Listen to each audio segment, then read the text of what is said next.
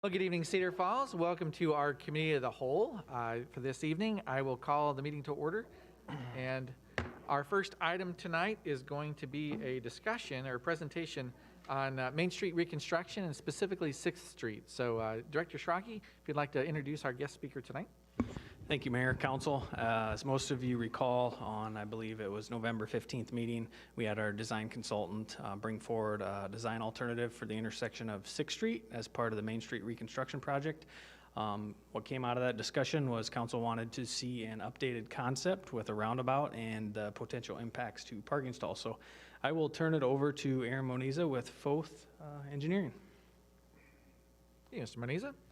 Well, good evening, everybody. It's all right if I take off my mask here. So good evening, Mayor, members of the council. It's good to see everybody again. Happy New Year. And I'll try to make up a little bit of time here in my presentation. But as Chase said, back in mid-November, I was had the pleasure of giving the council an update here on the intersection of Main and 6th. And some things that came out of there in terms of that presentation was there were some questions around some of the impacts here on a couple of the design alternatives. We were asked to kind of go back and look at some things, and that's the purpose of my update here this evening, is to kind of tell you what we looked at and see if we can't come to a conclusion on a path moving forward. So if you recall, just a quick refresh, we're looking at a couple different design alternatives for that intersection. We're looking at a traffic signal. We're looking at a roundabout. The first option here was a traffic signal, pretty straightforward as far as really no impacts. We're just replacing the existing pavement that's there. We need to put in a new traffic signal, no right-of-way impacts. Now, the option that you see here on the screen was the original option that was shown back in November, at the mid-November Committee of the Whole meeting. And what drove a lot of the discussion there was, as you can see here from the slide, we had anticipated some impacts to the library parking stalls, from 10 to 13. And obviously with the sensitivity around parking and that impact, that generated a lot of discussion. And we were asked to go back and take a look at this option to see if there were some refinements that could be done that might kind of mitigate that impact. And so this is, I know it's a little bit hard to see. We tried to delineate a little bit, but we've had a chance to look at the design a little bit closer, make some refinements, tweak some things a little bit here while still keeping the integrity of the design. And you can see that we still have an impact to parking stalls there at the library, but that impact now is we're looking at 5 stalls. We still have a slightly, just a little bit higher increase in cost here from the roundabout to the signal, but again, offset by some of those benefits that you see with roundabouts, which I can kind of summarize here in a second.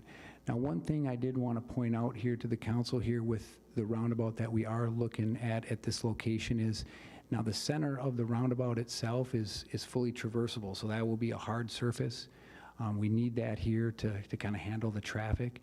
So again, just wanted to make sure that you are aware that it's not like we'll be able to put any sort of landscaping, planting, that sort of thing here within the inside of this particular roundabout, if that indeed was the route that we chose to go. So kind of a quick summary. Again, I want to reiterate one thing that was said even here at our last meeting. So again, folks, we have really 2 viable solutions here, whether we go with the signal or we go with the roundabout. The level of service with both options is both at the acceptable level. You just have a little bit better level of service with the roundabout. A traffic signal, again, the least impactful.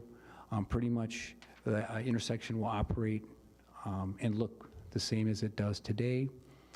With the roundabout option, we do have a little bit of right-of-way impacts. We do hit the 3 private properties, kind of small little slivers, if you will.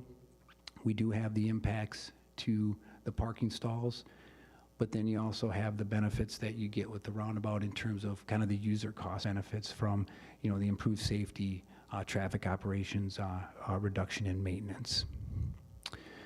So One other thing I just kind of wanted to refresh the council's memory again is this is our schedule that we're on here for the project. I know we obviously have the public hearing for the right-of-way coming up at the regular council meeting after this.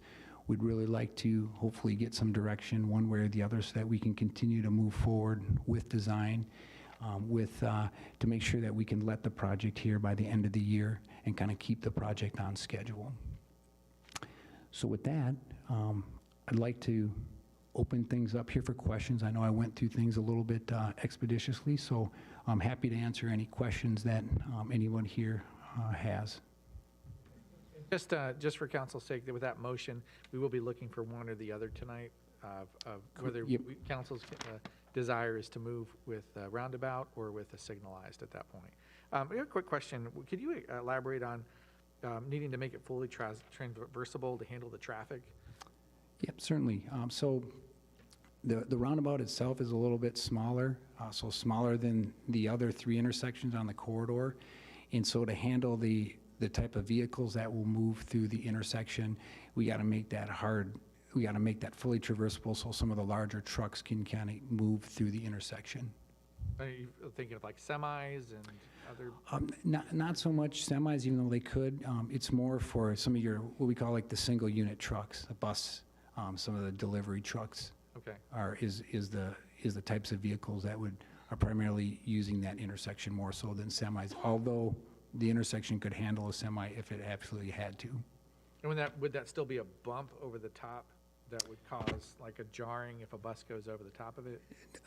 No, not really. I mean, it's slightly raised to kind of facilitate drainage, if you will, but certainly nothing that you would really tell from driving over it. But it's raised up a little bit and delineated so that it kind of serves visually the same kind of purpose that a normal roundabout, or like I said, a roundabout that kind of has, let's say, green space in the middle, where a larger roundabout has. And how do you work to make sure vehicles don't think to go over the top of it? Is it painted differently? Yep. Is there? Yeah, there's a number of ways we'll do that. We'll look in those, but the first thing is it's actually raised up a little bit, so there's kind of like a slope curve, and then inside that you either delineate that with either colored pavement, you could do like hardscaping, like pavers, so like there's a visual delineation between that and the normal traveled surface way. All right, thank you. Mr. Other Mayor, questions? Yes, Mr. Schultz. I don't want to go, Aaron, hey, There you go. good to see you. It's not here, and I don't know if it's been discussed, and I know I don't want to come in at the 11th hour, but is there a model that shuts down, which is a bit of an awkward section of 6th Street from Main to State? Has that been considered, or would that be a consideration and help with the design or hurt the design? Well, I'm not quite sure. I know which section you're referring to. Are you talking about like Main Street between 6th and? Right between the library and the finance, where the street kind of makes a strange jog. and Oh, yeah, to the east? And comes to the end of State, and it's a bit of a dangerous intersection to see down to the south at that intersection.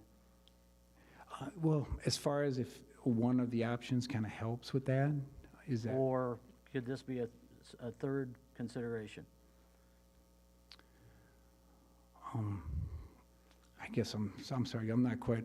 You'd have to redo the whole street to make them line up. You're talking about that kind of dog leg or whatever it would be.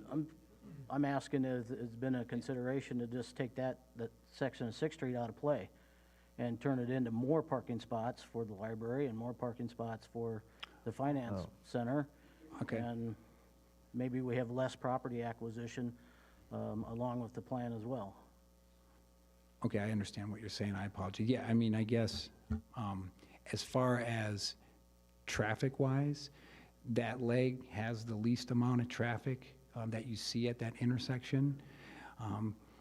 Could that be repurposed or that intersection turned into a 3-legged intersection and have really, in my opinion, I don't see how that would be a detriment to the overall corridor and the operations along Main. I mean, it'd be really a question for the council. I'm just not sure what that means in terms of, how people access the library, and kind of how traffic circulates in and out of both the library and the bank there, which is kind of one of the primary, I think, access/circulation routes that you see with that leg. Yeah, I think the finance center is mainly from Main Street now. And, the access to the library is kind of split between a north entrance and somewhat off of Sixth, and then from the center of Sixth to State is where a real kind of odd Mr. Mayor, configuration is, but, yeah. I like that idea. Looking at the overhead, you've got, of course, the library's got 3 entrances off of the east part of Sixth from Main, and the bank has one off of State and one off of Main, and another one that goes towards the library. If you made that a dead-end street, then our roundabout would have 3 arms, or what do you call it? Legs? Legs? Arms, legs. Okay. 2 arms and 1 leg, I guess. Yeah. I think that'd go a long ways. Create more parking, which we always talk about. If it doesn't interfere with, what's the term, like an A intersection, a B, and a C, or you have the labeling of intersections, the The level of usability, service, yep. the level of service. Yep. Wouldn't that give a greater level of service? I mean, we already got a pretty good one, but is the A split up in grades of A, triple A? I don't know. So doing something like this really would probably have not a negative effect on the level of service, because essentially we'd be having less traffic in the intersection, because that traffic would obviously, that would normally, use that intersection would be kind of recirculated to somewhere else. So we can double check that, again, if that's something that, the council would want us to look at. We could certainly double check that there's no detrimental effect to the overall level of service. My opinion would be that would not be the case. As long as it provided additional parking, probably, right? It'll add quite a bit, I'd say. So then that could be a motion that we entertain as well, if you want to If bring. I could make a motion, Mr. Mayor, that we would consider what now is option 3, to do a 3-armed roundabout and turn 6th Street into a dead end off of State with parking, whether it be perpendicular, parallel, whatever you can configure in there. Parking. So I see this as moving to a three-leg roundabout and closing the end of 6th Street with parking available in that section. Enhancements or something like that. Yeah, okay. So is there a second for that? I'll second it. Motion and second, additional discussion? Can I ask can I ask for any input from staff if they have any concerns about that scenario? I'm not anti that, but I just want to know, is there a concern about delaying the project, or any concerns right off the top of your head? Okay. Yeah, obviously, there's some concerns with the schedule as we move forward here. There's federal funding that starts in July, and I believe FOS's working on check plans for the project right now that are due in June, July timeframe. So really, we need to kind of keep continuing to move this intersection forward, whatever the council so chooses tonight. But impacts to that right away, obviously, I'm concerned about parking lot circulation and things like that for the adjacent properties. Okay, and then I don't know if this is the time to bring it up, but I know usually I'm a big lover of roundabouts, and I do love them, but I wasn't even going to be, I don't even know that I'm in love with a roundabout at this intersection. So if that factors into this discussion at all. Okay, so that would be part, you would just vote, I imagine, vote against it. Yeah. If you wanted to go back to the signalize, then you could bring forward a motion to signalize instead. Councilor Hardy? Ultimately, I'm not in favor of roundabout at this section either personally. After talking with people and looking at it, thank you though for doing as council directed and bringing forward a design that looked at taking less spaces. We do appreciate it. My thought would be on the extra thing that Gil had mentioned, or Councilmember Schultz. I think possibly we should look at approving an intersection tonight And then if that's a viable idea, we could still do that after the intersection was done, because we could look at the possibilities of the right-of-way and creating more parking. That's something we could look at down the line. It doesn't have to necessarily factor in that we have to do it right this second. So ultimately, I'd be in favor of just picking option A or B tonight, rather than looking at redoing the whole street. Mr. Mayor. Any other discussion for this? So Aaron, I'm assuming that the rest of the Main Street corridor project is decided what we need to decide as of tonight to keep the ball rolling. So the only thing that's in flux is this four-legged or three-legged roundabout or a signalized intersection. So we created a third option. Sounds like staff could do some analysis, consultant do some analysis, and put some numbers to it. As far as the costs, it would save, I would think, even more costs doing three-legged versus four. I think it would cost more, because you'd have to convert that whole road into another parking lot. You'd have to tear up that pavement, put concrete, reroute the flow of traffic within the public parking lot. Right, and then you would pick up, what, 30, 40 parking spots? Yeah. That's value there, I'm considerable not value. opposed to looking at it. I was just Yeah. saying that Well, I don't I think, guess to Chase's comment there on the timeline, I mean, we decide everything else is okay, presumably. We just got to look at this third option real quick and then have it ready for next council meeting. That's 2 weeks from now. Will that work? 3 weeks. Or 3 weeks. Will that interfere with the funding and everything else you're speaking of?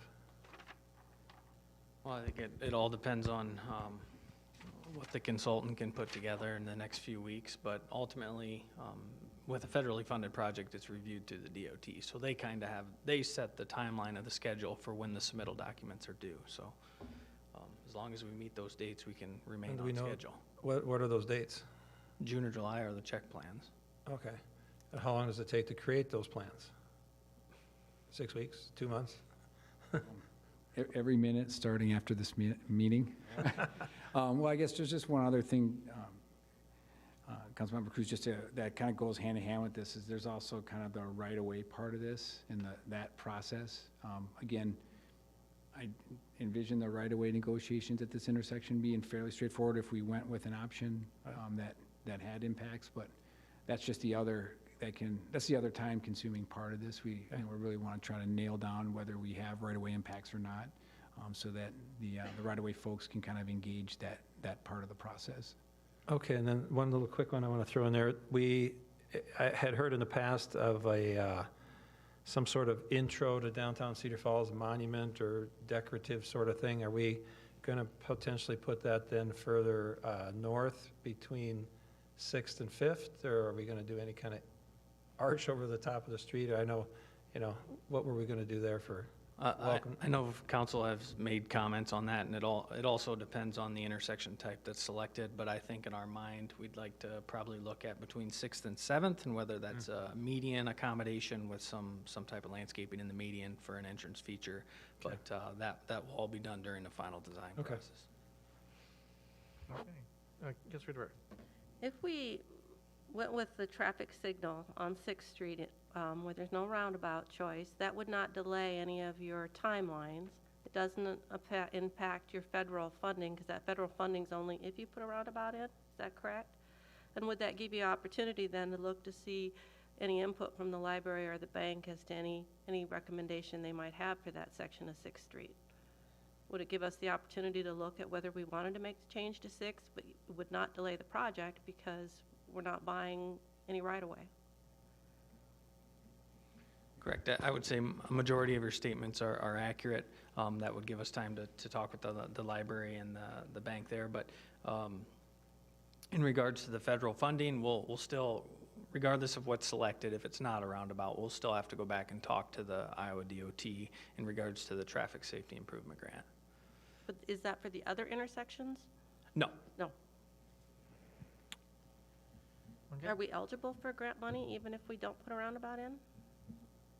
Yes? Yeah, yep. Yeah, so I think all Chase was saying is like, we've submitted on the TSIP grant, and if we go, whichever way we go with this, if we go to the signal, we just have to go back to the DOT and let them know, like, hey, we're gonna put a signal in here. I will tell you, we've kind of taken a cursory look at the application. We don't see any red flags that that's gonna affect, the grant itself, but it is a step that we will have to do, if we put a signal here at Sixth. Okay, so, I've got another quick question, if I may. I'd be really interested to hear, and I don't know if you can go off the cuff, how much of a difference in the price? You got $384,000 for the four-legged roundabout. If you went to 3 and then picked up 30 parking spots, I mean, what is the net cost? I mean, that's a big equation. But the value of the parking to the city is one thing, but the cost of a 3-legged versus a 4-legged roundabout, I would think that would reduce the cost quite a bit. I think if you looked at it just construction cost-wise, I gotta tell you, I think it'd be probably close to a wash. I wouldn't see it as at least off the top of my head here, kind of off the cuff, as a huge cost savings. And I think the main reason was, as Councilman Harding mentioned, is like, you're gonna have to come in and kind of redo that area. So, you're kind of changing some of that. But at the same time, I also would say I wouldn't see it being as an exorbitantly higher cost either. And to your point, it'd just be like how the council looks, you'd have some additional parking. How valuable is that in this scenario? okay, Councilor Harding? Really quickly, I do like the idea of looking at it, but I must say that when we put something like this drastic of a change out there that affects a ton of people, and we're trying to ask, I think slowing it down a little and getting some more research on it is better than just going ahead and saying, let's do this option. Let's pick an intersection and then look at the possibilities of that and talk with the stakeholders is my thoughts. I think, isn't that what we voted on? Well, We haven't voted yet, but I think the motion that's in play, to me, states go ahead and draw up a plan and stuff. It's kind of like, this is what we want to do, rather than, hey, let's start talks about that. That to me is just a big project and something that I don't think I want plans for at the moment. Mr. Mayor, if I could amend Gil's motion there to consider a 3-legged roundabout, to have the study done on the numbers and communicate it to us at the next council meeting 3 weeks from now. Okay, so that's the amendment, just to switch from designing it, I understand, rather than designing it, instead consider and. Yeah, then it becomes 3 choices with numbers and value of parking spots, and then the stakeholders can look at it and discuss it real quick. Sure. Is there a second to amend? Second. Okay, second for amendment, open for discussion, just to consider this change for the amendment. Well, would you read what the actual, I didn't realize you made a motion. I thought you had questions.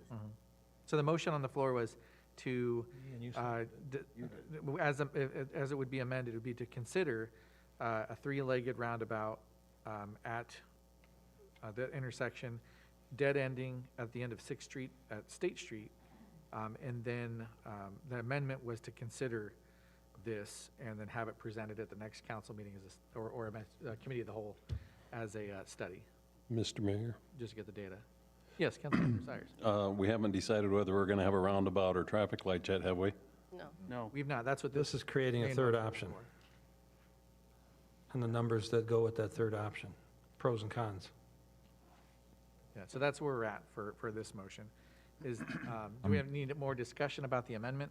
No. Okay, so this motion here, or this vote, is to modify, just to consider and as a study, and then bring to the next council meeting what this proposal would look like. It doesn't even approve the proposal itself at this point. So does everybody understand where we're at? Okay, so all in favor of amending, say aye. Aye. Opposed? Nay. Okay, so let's see a show of hands for aye. 1, 2, 3. And for nay, 1, 2, 3, 4. So that fails, and it puts us back into the original design mode. So the motion on the floor is to design a 3-legged roundabout and pursue a dead end at the end of the 6th Street intersection before State Street. And that would put us not into just a study, but saying, yes, please move forward with that. So any further discussion on that? Seeing none, then this is a voice vote also. So all in favor say aye. Mr. Mayor, Oh, yes, please. which please. motion? Okay, so the motion that I just read was to design a three-legged roundabout and to pursue a dead end at the end of 6th Street before State Street. Two pieces together. Saying we're not entertaining any stakeholder input on whether they would really like it or not. Correct, which was the first, We kind of lost that opportunity in the previous vote we just took, correct. which is kind of foolish. Unless we chose. to Unless go we don't want to do another that. choice. Okay. Well, yeah, certainly for Committee of the Whole, since this is bringing us to an actual decision that commits the city, I think it would be appropriate to entertain public comment. Yeah, and if, for instance, this motion didn't pass, if a person wanted to make a motion to proceed into final design with the traffic signal, and we could also then look at a later time at 6th Street, we could certainly do that. Correct, So there is still more options out there. correct. Okay, one other concern procedurally is that two options were brought forward, and that was published in the council packet. I don't think it's illegal, but we're now bringing forward an additional item that wasn't included and that people may not have thought to come forward for. That's what I was So mentioning, that's a that concern. we eliminated the ability of the stakeholders, library, bank, to come forward and say, hey, we really like that idea, and we're going to pick up 40 more spots, Or to oppose it. or to oppose it. Or to oppose it. Yeah. Yeah, and they said we'd improve the intersection on State and 6 and so on. So I think stakeholder input is very important for us as a body to decide what to do. Let's appease and make it better if that's what they would like. So an option could be procedurally to postpone this decision until the next Committee of the Whole to allow time for that input to arrive. I guess I can amend my motion. Well, Mr. Mayor, Uh, I get that we're trying to help and create solutions and do this, but I think it's really unfair to ask a consultant company that probably works with other cities and our staff to say, come back with this in 3 weeks and give it to us. It seems like a huge undertaking to look at completely taking out a city street and creating parking. I think it is a really good viable idea, but back to Susan's point, we can look at that at any point in time. So we haven't shut it out. We can pick an intersection, and then if this is something we want to travel down, then we can entertain looking at that and give staff and the consulting company respectable amount of time and not say, do this in 3 weeks. So I would be in favor of us voting on this now and then picking seeing if postponement is a viable option, I see, but ultimately, I just don't think it's fair to a consulting firm that probably has a lot of work on their plate to say, bring this back in 3 weeks. Could I ask the consultant then, how long is 3 weeks enough time to evaluate this cursory to? Well, as consultants, we only work for the city of Cedar Falls, so we do whatever you need. No, all joking aside, as to put together a concept, you know, we could do that within 3 weeks.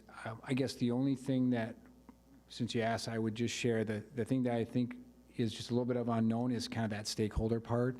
And I think if you're going to do something like this, you know, I mean, because we've actually had some conversations with the folks at the bank, you know, others there at that intersection.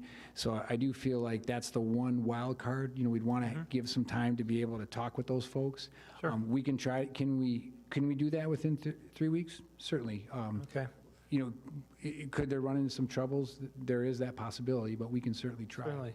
So to Simon's point about moving forward, pick an intersection and then put in the dead-end street later, you're taking away the old classic decision tree, management decision tree, if you ever studied that in the business world. Keeping your paths ahead open, all three avenues, have all the data, stakeholders' input, and like I say, they may get very excited about it, may not. One might like it, one might not. 30, 40 parking spots is pretty valuable. I agree, and I want the stakeholders' input. What I'm saying is, you know, 3 weeks is quick, that's all. I just want to Just take some heard more from the time with it. consultant that it can be done, and I'm sure, I'm sure it can, but can we get all the stakeholders involved and input in 3 weeks? Do they have time in their schedules? It's just something that we hear time and time again. Oh, council rammed that through. Council's rushing that. Council's doing this. And now you want to rush something because it's your idea and you think it's great. Cool. That's fine. I'm not okay with the 3-week timeline. I want to take more time than that and look at it in a little bit of less than, oh, I just want to have it in 3 weeks. That's all. Okay, so going back to our original motion that's on the floor now, it's to design a 3-legged roundabout and pursue a dead end. Everybody should know what that is entailing. I think probably would make sense to have a vote on that at this point. Like that's the only way forward now since we've eliminated the previous option. So with that, if there's no other pro or con you want to discuss on it, then I would take a voice vote for that. So all in favor of pursuing or having a design for the 3-legged roundabout to pursue the dead end at 6th Street prior to State Street, all in favor of that, say aye. And I'm going to opposed? say aye. Okay, If I understand it, aye. Can you, yes, okay. So this is the motion to design a 3-legged roundabout and pursue a dead end at the end of 6th Street before State Street, which is the original item that was on the floor. The amendment failed. Is everybody clear then for what we're voting on? Just to be clear, this brings it back to another meeting of this nature. This is not moving for a final design of a 3-legged roundabout. it is. This is the It design. is. This is moving. So This is we've voting that eliminated the you're- option for the stakeholders to say they really like this idea or not, which I think is very unfortunate. Okay, so that's the motion on the floor. All in favor, say aye. Aye. Aye. Okay, and opposed? Nay. Nay. Okay, I'm hearing a resounding nay on that. I'd like to make a motion to proceed into final design of the traffic signal at 6th Street. I second that. Okay, so motioned and seconded for traffic signal. Further discussion? Seeing none, then all in favor, say aye. Aye. Aye. Opposed? Aye. Or nay?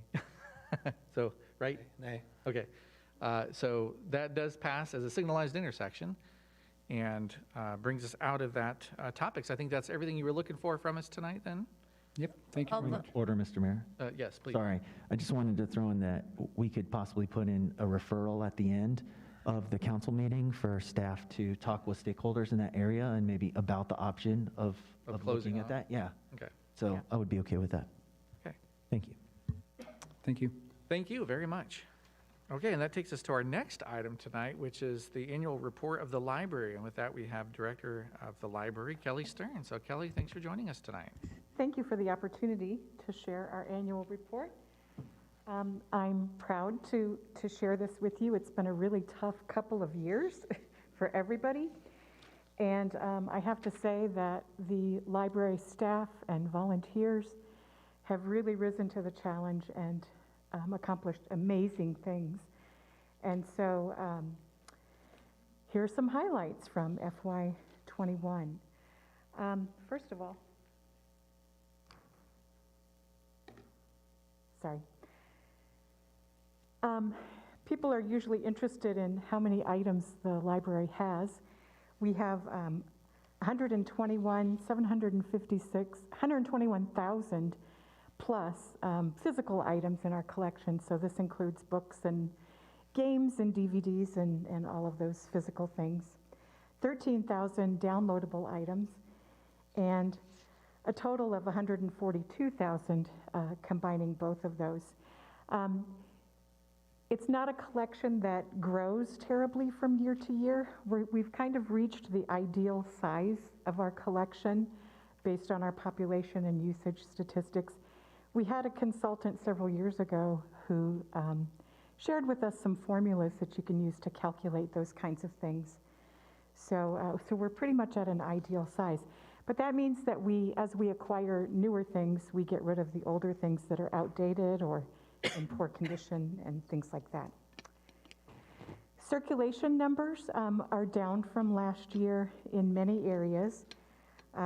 Adult books for adults, we circulated 61,000 of those. Last year it was 76,000.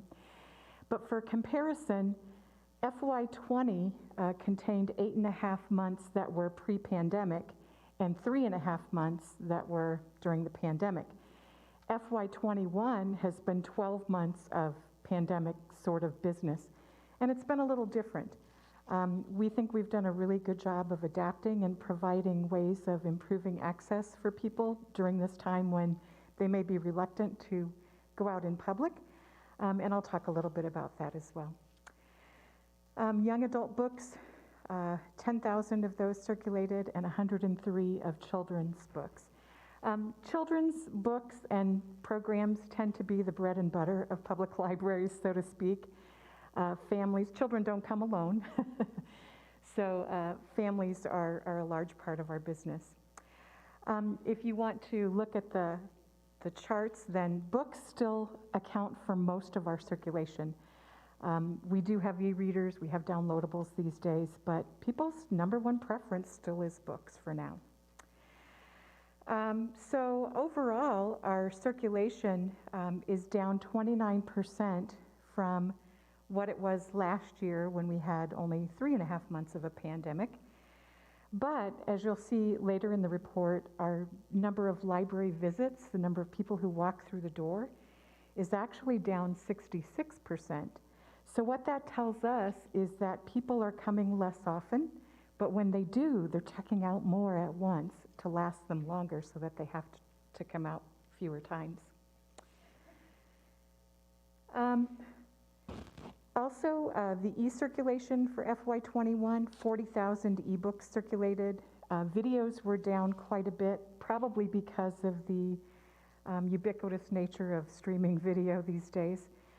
And downloadable audio is still popular at 19,000. That's actually up from last year. Total e-material circulation is up by 6,000 from last year, probably partly due to the pandemic. One of the changes that we made very early in the pandemic was to purchase more e-materials, knowing that people would want remote access to our collections. And people still do use databases. They have access through their library cards off-site to most of them. So total circulation of physical and downloadable materials is down 26% this year. We're at 287,000 circulations. We have 38,000, just over 38,000 library card holders. Most of those are Cedar Falls residents. About 69% are Cedar Falls and rural Cedar Falls. About 19% is Waterloo patrons, and 12% are open access patrons from other cities. I used for the framework for this annual report this year our value statements. We went through a strategic planning process right at the beginning of the pandemic, and one of our value statements is that we want to build relationships to serve local needs and interests. The library is a connector of organizations as well. We have partnerships with lots of different organizations, and I've listed just a few that we worked with in FY21, one of which was Unity Point. We have a group of quilters who meet in our co-lab, our makerspace, twice a month to sew together. And somebody from Unity Point contacted me and said, I know you have people who quilt at the library. We need some fidget blankets for our patients at Unity Point. Do you think that they would be willing to make some for us? So I connected the Unity Point person with the women who come to quilt, and they put together some fidget blankets for Unity Point on a couple of occasions. We're always looking for new strategic partners to meet new needs in the community. Another one of our value statements is diversity and inclusion. We respect difference and welcome everybody. We know that in the state right now, diversity and inclusion can be a somewhat controversial idea, but we are very strong in our belief that we're here to serve everybody in our diverse community. I think it's interesting that even in 2022, only about 30% of the books written for children are by and about people of color, which is way lower than the population. Another one of our value statements is intellectual freedom. we uphold personal rights to confidentiality and access to information freely.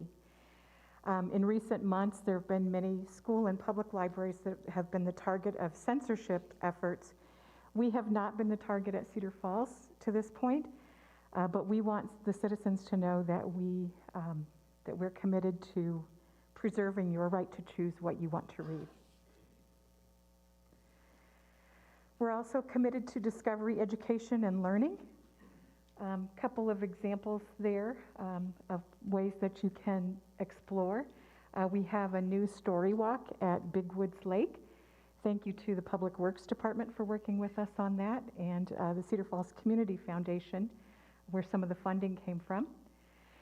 And a virtual story time is in that other photo. Just some of the library programs that we offered during FY21 are listed here. Story times, informational programs for all ages. Summer library program is probably what we're most known for.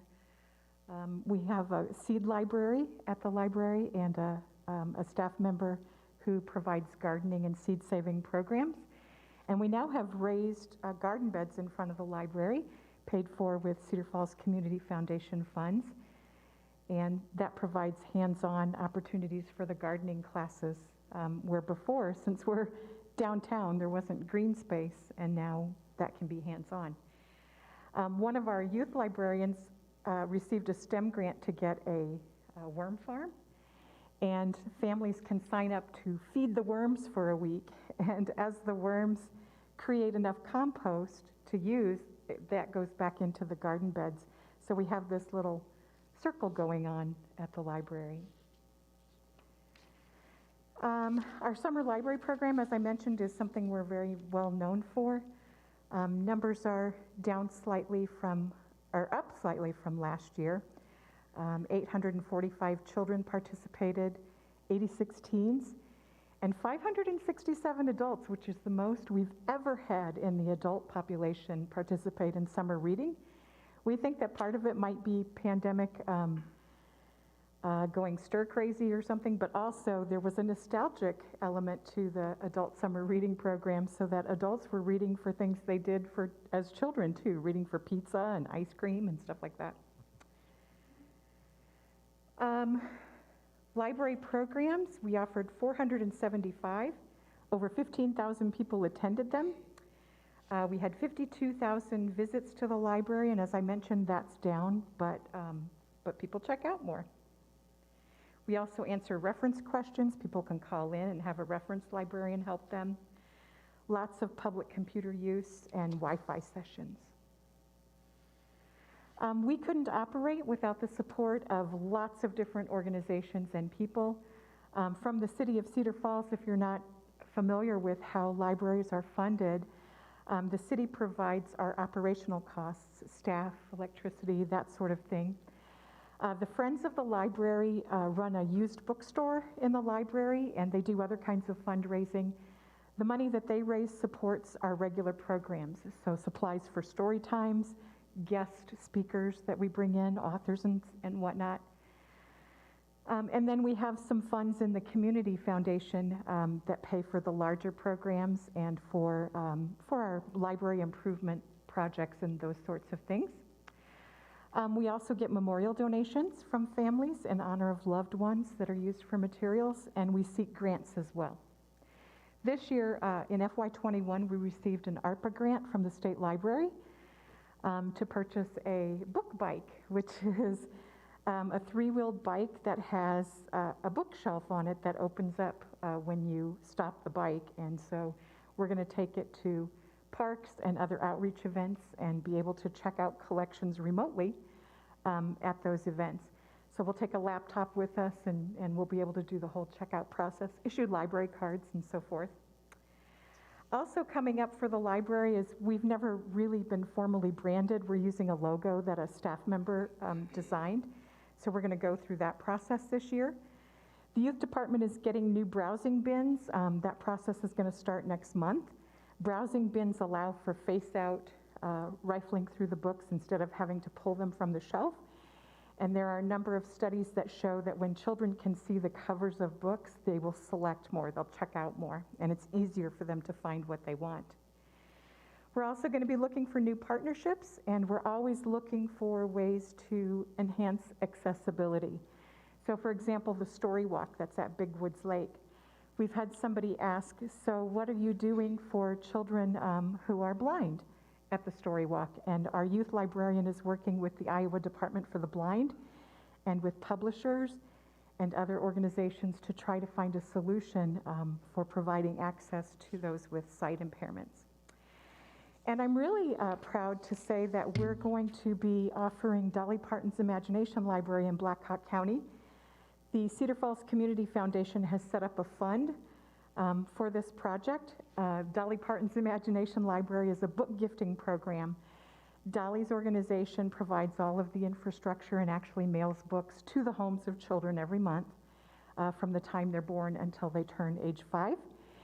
And then the communities that want to offer that program have to raise the cost of the books, and it's $2.10 per book. So I and the other Black Hawk County library directors are working on this as a joint project. The Cedar Falls Community Foundation is our official affiliate with Dolly Parton's Imagination Library, and we're going to start fundraising now. We already have commitments for about $50,000. The estimated cost based on our population under 5 for a 5-year cycle is about $308,000. So we'll be pounding the pavements. Please invite me to your local civic groups to talk about it. We're just really excited. Once we have 2 years worth of funding raised, we can start registering children for this program that's going to do so much good for kids. So thank you. I would love to entertain questions if you have any. Well, thank you, Director Stern. Any questions from council? No, no questions. Just thank you. Library is one of those things that everybody, you don't really notice it all the time, unfortunately, but if it's not there, you definitely do. Yes. So I know that I think we have a fantastic library, and I really appreciate all you guys. Thank you. We know that thriving cities have well-funded libraries, so we're happy to be a part of this great community. I wouldn't want to be anywhere else. And Director Stern, I'm curious, a few years ago, we changed to having no fees. Yes. Library fines. Mm-hmm. Could you briefly just mention like the successes and challenges of that? Absolutely. So we did go fine-free a couple of years ago. We know that fines are a barrier to access for some people. And for others, even if they can afford to pay fines, there's some sort of guilt thing that follows them from childhood, that they're ashamed to come and pay a fine because they kept a book late. So we got rid of fines knowing that most people will still return their materials. So what happens now is when somebody has something overdue, they just can't check out anything new. A block automatically comes up on their account. But as soon as they return it, they can check out more. So we discovered, I calculated the cost of collecting fines, and it was actually the same as the amount we were collecting. So if you think about it, it really wasn't even economically, a good idea to be doing it. But people came back, and people who had been blocked for a long time because they had overdues have come back and told us that that's why they're back. So there's no longer the shame involved, but there is still the accountability, since they can only check out new things when they have returned what they checked out first. Did I answer your question? So any other questions or comments from council? The library certainly is a community treasure, and we're thankful for your leadership. Thank you. And for the creativity of your staff as well. It's been exciting to see what, especially during COVID, Yes. what they've brought to the table to keep us engaged as a community and to keep the library as sort of the community living room. Yes, I'm very fortunate to have an innovative and dedicated staff. I don't think you'll find a more dedicated library staff anywhere. So Thank you. thank you. And an excellent library board of trustees. And with that, that segues us into our next topic tonight. We have an interview for a library board of director candidate, Dr. Joan Taylor. And we thank Good you. evening. Thank you so much for joining us tonight. Thank you, Mr. Mayor and Council. I really very much am very privileged and honored to be considered for the board for all of this fine library that you just heard so many accolades about, and also places for growth. I don't know, should I Can you just tell us a little bit about your background and what interests you in the Library Board of Trustees? Well, libraries are my life. I have spent 20 years educating people for working in libraries and learning about libraries. They're my area of study, and I teach in a library program here at UNI. I taught in the library school at the University of Iowa. So I have a very deep professional interest, but I also have a deep personal interest in being able to be more civically engaged in this city that I've brought my family to and we call home, and where I'm raising my 3 boys. And being able to be civically engaged while using the knowledge that I've accumulated over time. I feel like the library board is my niche for getting to sort of satisfy both those roles of serving the city and getting personal satisfaction, frankly, from getting to stay with my foot in the world of public libraries, since I've been working a lot with supporting school libraries in more recent years. Okay, thank you. Open it up if there's any questions for Dr. Taylor, and happy to entertain. Did see her information in the packet tonight. I was so going they to had a say, I'm chance willing to review that. share anything anybody's interested in knowing, or It sounds like we're set. Now, I'll mention too, Library Board of Trustees is one of the few boards where we always have, by council direction, always have the candidates come forward. So this is just a chance for them to be introduced to you. hello. And then your nomination, if the council has no concerns, your nomination will come forward in next council meeting, so at February 7th, I believe, for approval. Great, So, thank you. Thank you very And much for your willingness to serve. We appreciate it. Thank you for considering me, and if you have any questions, you can email me at the university. Okay, thank you. And with that, that concludes our items for tonight for Committee of the Whole. We're at 7:04. We do have a full docket for our regular council meeting, which we will begin in about 5 minutes. So I will adjourn us until that time. We'll see you in about 5.